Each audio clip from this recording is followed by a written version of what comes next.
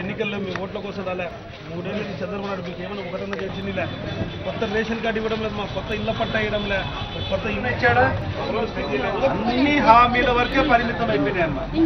ఆచరణ ఒక్కటి కూడా రాలేదు దాన్ని చెప్పుకుంటాడు రియల్ ఎస్టేట్ వ్యాపారాలు చేసుకొని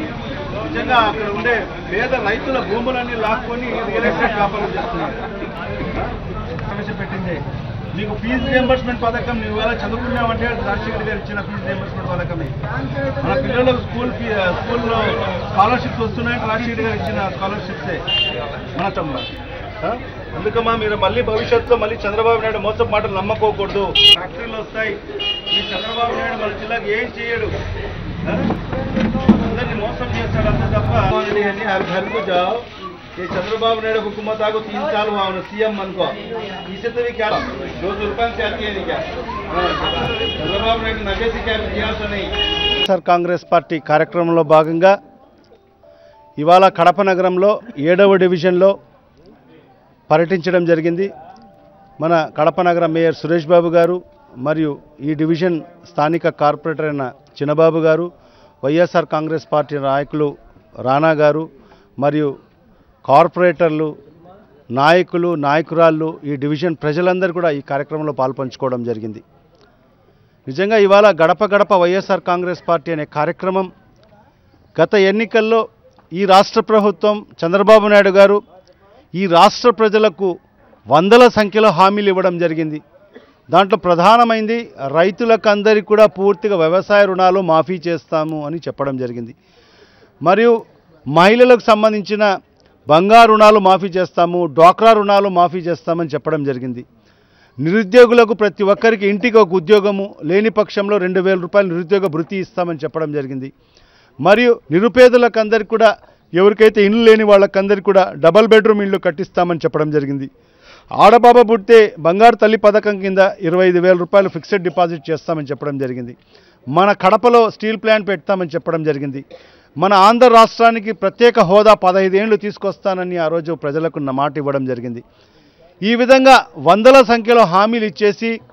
ఇవాళ ఈ రాష్ట్రంలో తెలుగుదేశం ప్రభుత్వం ఏర్పడి చంద్రబాబు నాయుడు గారు ముఖ్యమంత్రి అయ్యి 3 ఏళ్లు అవుతున్నా ఏ ఒక్క హామీలో కూడా నెరవేర్చుకోకుండా కాలయాపన చేసుకుంటూ ఈరోజు కేవలం అమరావతి రాజధాని జపం చేసుకుంటూ అమరావతి రాజధాని ముసుగులో ఈరోజు వేల కోట్ల రూపాయలు సంపాదించడానికి కోసం ప్రాధాన్యత ఇస్తూ ఈరోజు పేద రైతుల భూములను కూడా లాక్కొని ఈరోజు వాళ్ళకు అన్యాయంగా దుర్మార్గంగా వాళ్ళ కాడ నుంచి భూములు లాక్కొని ఈరోజు రియల్ ఎస్టేట్ వ్యాపారం చేసుకుంటున్నాడు నిజంగా ఇంత దుర్మార్గపు పాలన ఇంత రాక్షస పాలన స్వాతంత్రం వచ్చినప్పటి నుంచి కూడా ఎప్పుడు కూడా కని వెనిగని రీతిలో ఈరోజు మన రాష్ట్రంలో జరుగుతుంది ఈరోజు ప్రజలందరూ కూడా ఇక్కడ ప్రజాస్వామ్యం ఉందా లేక ఒక నియంత్రణ పాలన సాగుతుందా అనే అనుమానం కూడా ఈరోజు రాష్ట్ర ప్రజలకు కలుగుతుంది ఇన్ని వందల సంఖ్యలో హామీలు ఇచ్చి ఏ ఒక్క హామీ కూడా నెరవేర్చుకోకుండా ఈరోజు ఈ విధంగా ప్రవర్తించడం నిజంగా దుర్మార్గం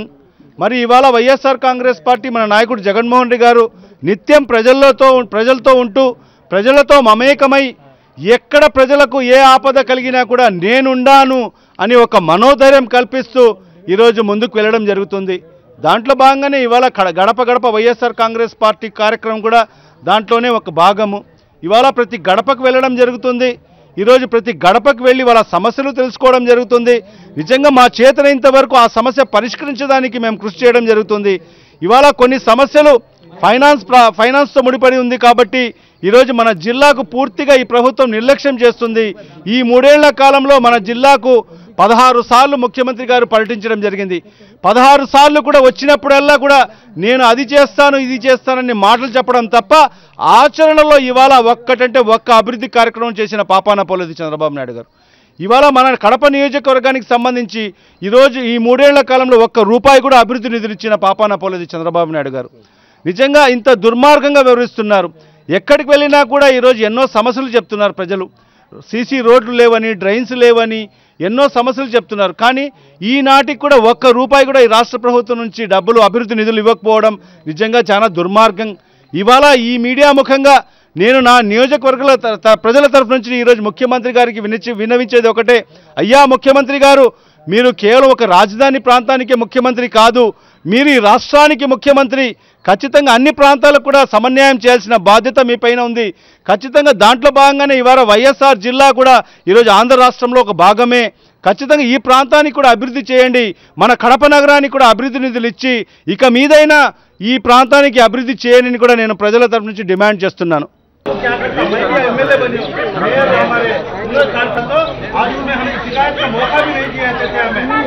हाँ एक तो